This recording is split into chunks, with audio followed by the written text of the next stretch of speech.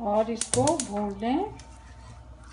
जब ये ऐसे ब्राउन हो जाएगा तब इसमें ये ड्राई फ्रूट डाल दें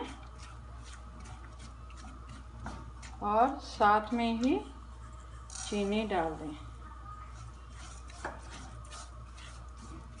और इसमें 1 कटोरी पानी डलेगा। पानी की जगह आप दूध भी डाल सकते हो।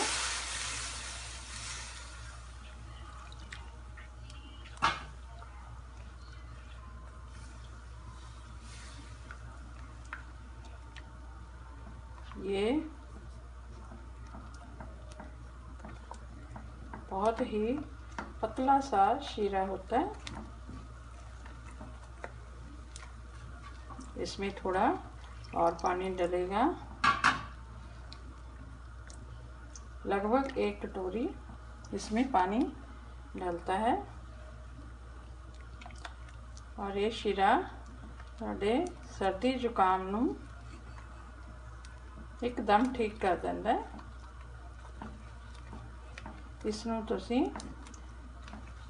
1 कप गर्म दूध के साथ ले सकते हो। गैस को बंद कर दें।